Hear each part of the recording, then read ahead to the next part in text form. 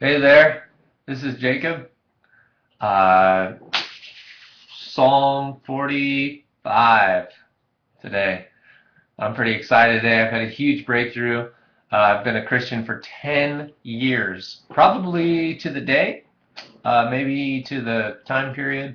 I became a Christian when I was 18 in my college apartment room.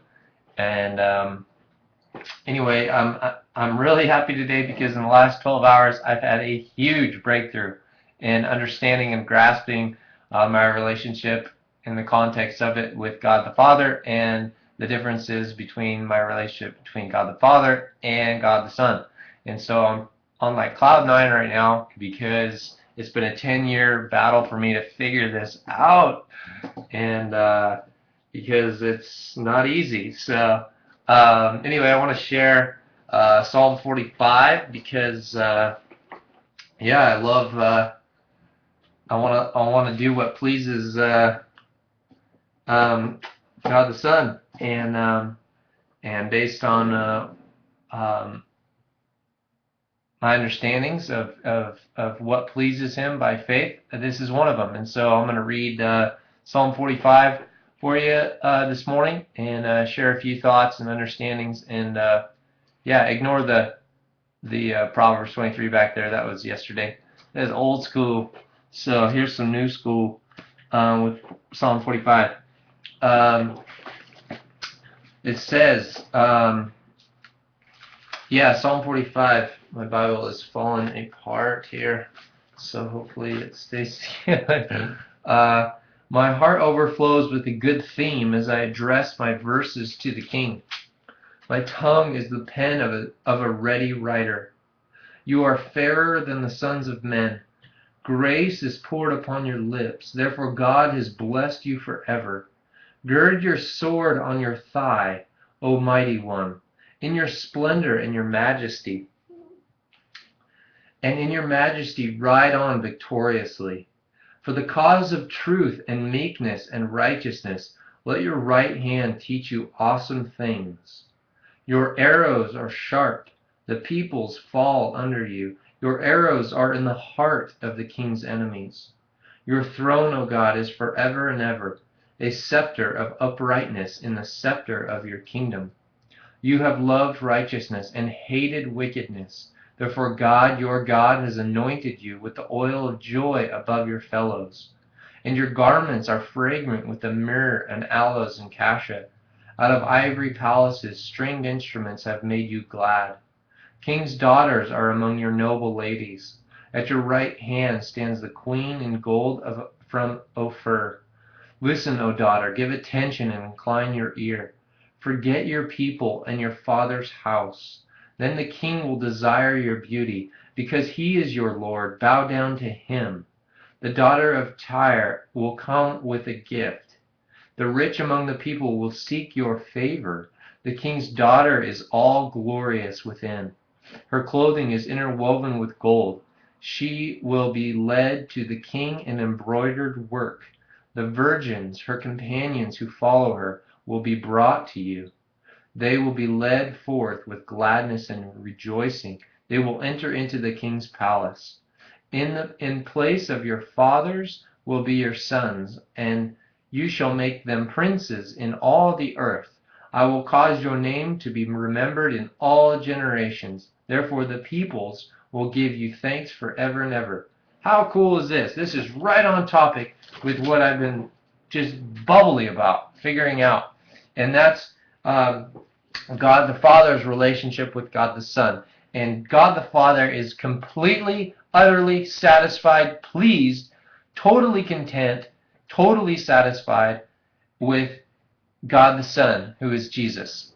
And um, and and and here we get testimony of I believe words of from God the Father.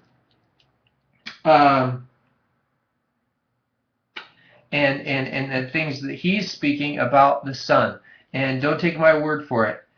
Your throne, O God, is forever and ever. A scepter of uprightness is the scepter of your kingdom. Well, who does the kingdom belong to?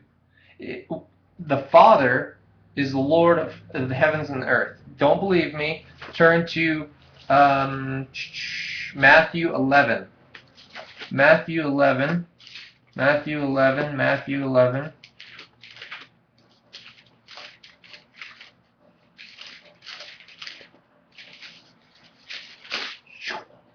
Matthew 11, talking about unrepentance. And then he says, Matthew 11, 25, 26, 27, mostly 27. He says, all things have been handed over to me. This is Jesus speaking. All things have been handed over to me by my Father, and no one knows the Son except the Father. All things have been handed over to Jesus. And it says so in Matthew 11, 27. So, all things were in control and subjected to the Father. And now the Father has handed all things over to the Son, Jesus, because he's well pleased with him. Jesus lived the perfect life. He was without fault, without blemish. He was the perfect lamb, died on the cross because he loved his Father, because he was wanted to please his Father. And we get a glimpse into that relationship between God the Son and God the Father, and they are inseparable. The Father would, I believe, the Father would be absolutely miserable if he didn't have his relationship with God the Son, Jesus. Absolutely miserable. And the same can be said of Jesus. Jesus would be miserable without his relationship with God the Father. And here in Psalm 45, we see description and description and description of Jesus is just lathered here. And it's saying of Jesus, verse 7 tells of Jesus. It says, you have loved righteousness and hated wickedness. That's Jesus. Jesus loved righteousness and Jesus hated wickedness. Therefore, God, your God, has anointed you. You is capitalized. Anointed you. Who's the anointed one? That is Jesus. With the oil of joy above your fellows. We are his fellows. We are his brothers and sisters.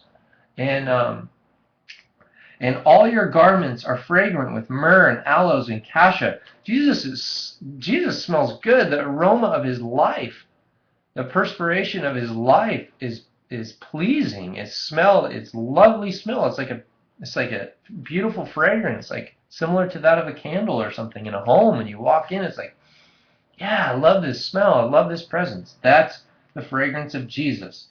Out of ivory palaces, stringed instruments have made you glad. King's daughters. Who are the kings? Kings of the earth. Jesus is the King of kings and the Lord of lords. There are other kings of the earth. An example of kings of the earth would, I don't want to go into that. But kings of the earth.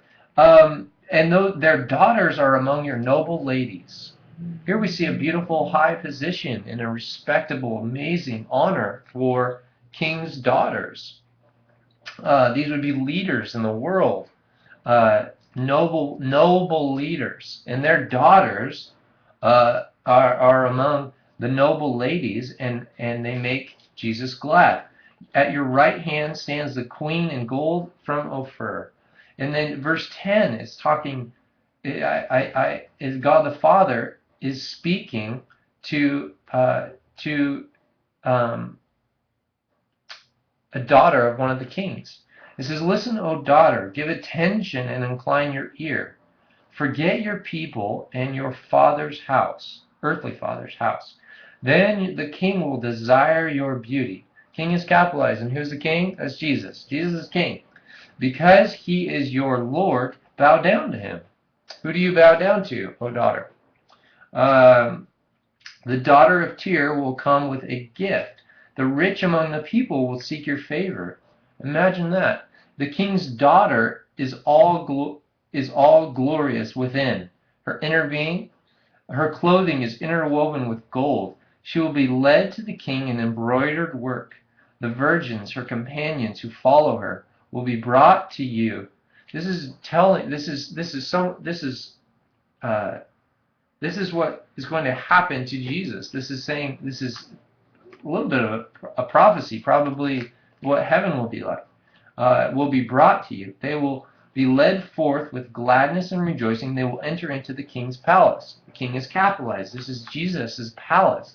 And in the place of your fathers will be your sons. You shall make them princes in all the earth. Who are the princes? We are the saints, the sons of the Father.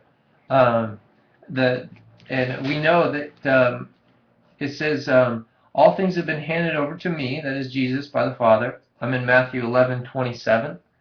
It says, all things have been handed over to me by my Father, and no one knows the Son except the Father, nor does anyone know the Father except the Son, and anyone to whom the Son wills to reveal him. So if Jesus has revealed you to the Father, then you are the prince that is talked about in verse 16. Psalm 45:16 says, you shall make them princes in all the earth.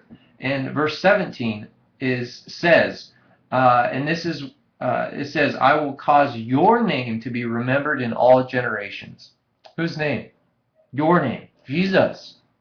Throughout every generation, we've seen the name of Jesus always proclaimed, even before he walked in the earth. You know that? In the times of Adam, in the times of Noah, in the times of Moses, in the times of Joseph, in the times of David, in the times of all the prophets, Jeremiah, Micah, Habakkuk, Israel, they were all, every single generation, Jesus was proclaimed. Jesus was remembered and known and worshipped and talked about. Before Jesus stepped into earth, stepped and dipped a toe into time, while he was on earth, most definitely he shook things up. And after, and here I am, 2,000 years after his death, 2013 years after his death, and I'm remembering and calling on and speaking and talking about his name. Jesus is all about Jesus. And I'm having like this huge epiphany the last 12 hours, and I'm really on a cloud nine because I've discovered more about my relationship with Jesus and his relationship with God the Father than I have in the last 10 years of my walk, in my Christian walk. And it has been a very difficult understanding process for me to figure out my relationship with God the Father, my relationship with God the Son, and how their relationship is between each other. And so I'm on a huge, awesome experience in the last 12 hours in figuring out how this dynamic functions and how it works just a little bit more, and I'm excited about that. So if you knew how long and all the prayers and struggles I've had in discovering this, you'd probably understand what I'm going through. But I love verse 17. He says, I will cause your name to be remembered in all generations. Your name is capitalized here in Psalm 45. And therefore the peoples will give you thanks forever and ever. We owe all of our thanks to Jesus because we have no business with the Father apart from Jesus Christ, apart from Jesus. Jesus is everything. We would not have anything to do with the Father if it wasn't for Jesus and what he did and who he is. And he has every right to be the owner of and the king of all the kingdom and all the heavens and the earth and everything in it. And because of what he did to save us. And in our business with the Father is through the God the Son, which is Jesus. And we see that also written about in Matthew 11:27.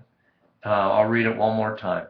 It says, all things have been handed over to me by my Father, and no one knows the Son except the Father, nor does anyone know the Father except the Son, and anyone to whom the Son wills to reveal him. So, in other words, you got nothing with the Father if you don't know Jesus. And we see that also in John 14:6, which says, I am the way, the truth, and the life, and no one gets to the Father except by me. Jesus is the ticket. More than that, he is everything.